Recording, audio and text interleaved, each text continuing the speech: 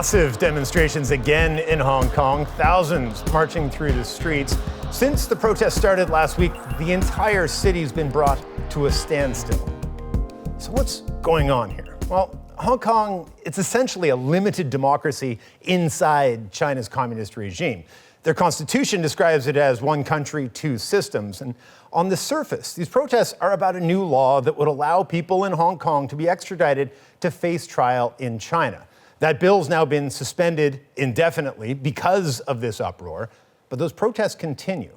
And all of this is happening at a time when China's clearly in the mood to flex its muscles. So this is less about a single law than about growing Chinese influence, not just in Hong Kong, but around the world.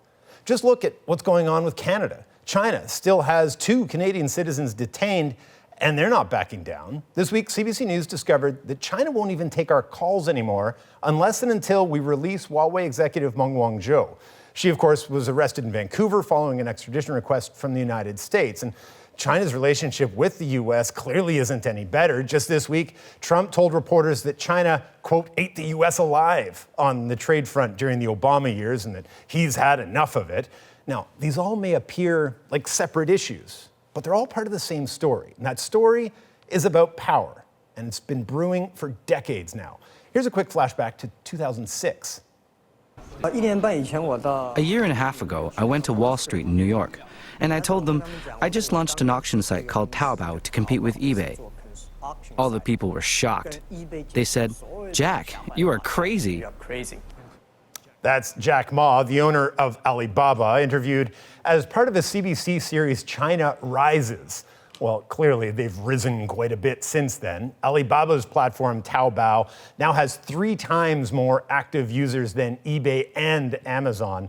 And that's just one example. Fast forward, China's now leading the next tech frontier. 5G networks will make phones faster, power smart cities, and get driverless cars on the road. And Huawei is leading the way. The US is waging a fierce campaign against Huawei, banning it from its own 5G networks and trying to get its allies like Canada to do the same. There are growing concerns that China's using Huawei technology to spy on people, and now Huawei says it's signed 5G contracts in more than 30 countries, including Russia, which just signed on this week. Now, China's previous leader had a more lay-low international strategy, but when President Xi Jinping took over, he told the country a new era was coming.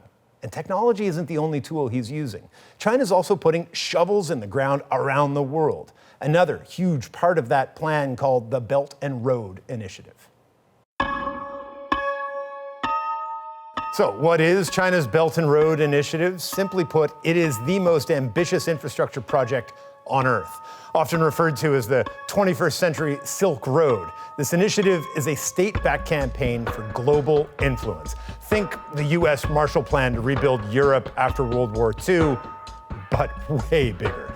Tagged by China as One Belt, One Road, that really says it all. Belt refers to land corridors and road to marine shipping lanes, all with a view to connect the global economy to China.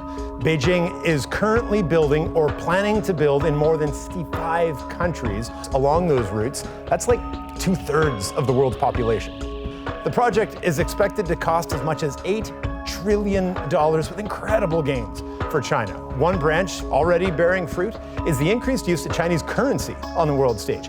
In the past 3 years alone, Malaysia's use of Chinese currency grew by 551%, Russia's by 56%, and Thailand's by 50%. The Belt Road Initiative was first unveiled in 2013 by President Xi Jinping, and since, China has spent big bucks in the countries along its path. Now, we're talking about railway, roads, ports, power plants, but this is much more than a pathway. I mean, the Philippines is converting an old American military base into a full-fledged city funded by China. This is the world's fastest growing economy, extending its reach, or as critics would say, extending its control. While some applaud the spending, it has many people worried, prompting accusations of so-called debt trap diplomacy. The fear that China will use unpaid debt to gain economic and political sway.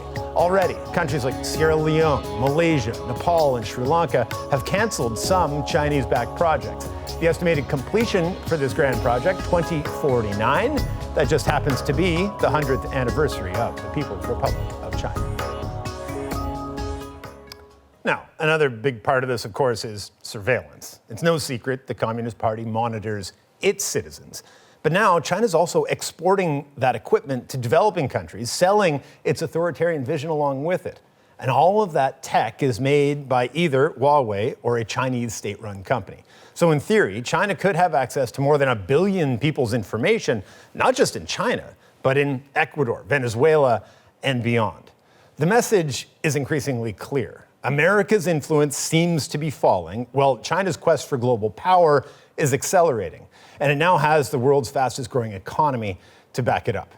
Joining me now to talk about all this is freelance journalist Melissa Chan. She was Al Jazeera's Beijing correspondent until the Chinese state revoked her press credentials. She joins us now from Berlin. Now, Melissa, can we look at what's happening in Hong Kong as an example of an expansionist China that's looking to exert its influence, not just at home or even just in Hong Kong, but really around the world?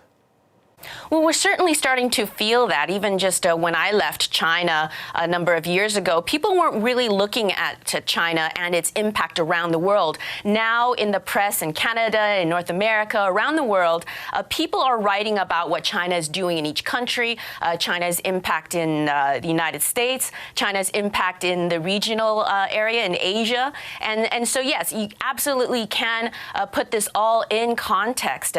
Here is a country much more confident than it was a few years ago. And here is a new president, of course, and not that new, but it's certainly a passing of the leadership. And we saw this pivot, really, in terms of what this president wants from the previous president, Hu Jintao, who was much more of a status quo guy. And now you have an ambitious leader who wants China to be consolidated with Hong Kong, Taiwan, and the far west, as I mentioned, but also, of course, flexing its muscle around the world, having an impact on a lot of small countries as well as big ones. Right, and the big one that we hear about all the time is the United States and the trade dispute there. And you can sort of see on the one side, the United States seems to think this is just a trade dispute about how much you're going to buy and how much you're going to sell, whereas increasingly we're hearing from Merrill Lynch, for example, that China sees this as a technological arms race, that it wants to sell its surveillance equipment, it wants to expand its technological prowess in the world, expand its 5G networks. Is the truth somewhere between the two, or is the United States kind of misreading what China wants out of those talks? I think that you've really hit it on the head. It is a little bit of both, frankly. I mean, the Chinese stand to benefit when they sell their, for example, the surveillance equipment around the world. I was in Ecuador last year looking at just this kind of impact. And their strategy is different. Whereas you have a company in the United States that wants to sell something overseas, that company has to try to just do its sales pitch.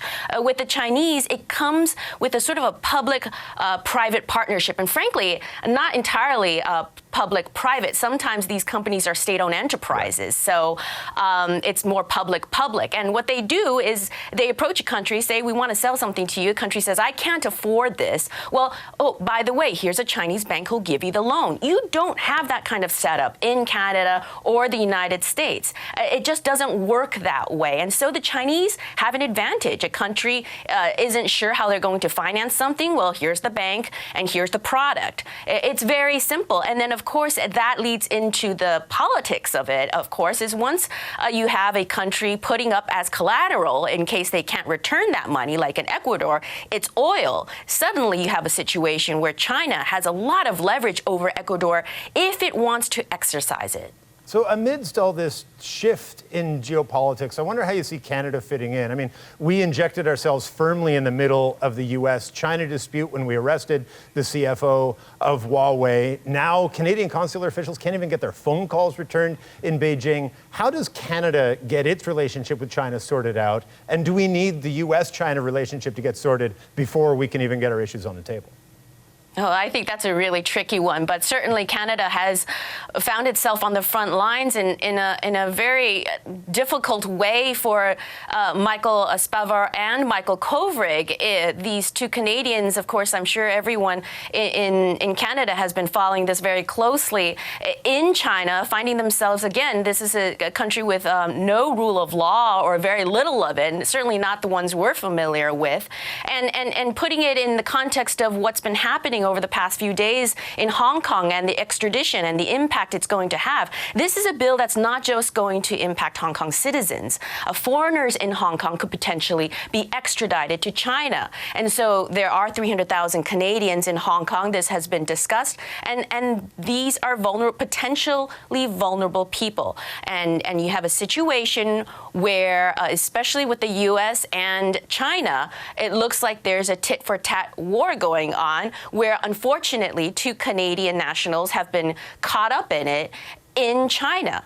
In Hong Kong, it's still run with rule of law and British common law. And so you have a situation where potentially people can be taken from that system in Hong Kong, moved up to China, where they would be in the kind of situation these two Canadians are in today. With your experience, having been on the ground and watched and reported on this file, I wonder what your concern is. I mean, what is the worst case scenario as we sort of tie a bow on all these different stories that really do, sort of come together? I think it's really hard to say. China is rising, and a lot of people are concerned. A lot of people are unsure about its motivations, and frankly, no one really does know. It is not a transparent government. And one lens through which a lot of people are starting to see this situation in the policy world, especially in the United States, it is an ideological battle between an authoritarian country exporting surveillance technology and in some ways exporting authoritarianism. If you look at Chinese history through many thousands of years, it has been a nation that has been a force to reckon with. It has been a big country with a lot of impact. And frankly, for the past couple of 100 years, it has been abnormal that China has been fairly weak. So what we're seeing right now is a country that perceives itself as going back to its normal stasis, which is one that is going to have global impact.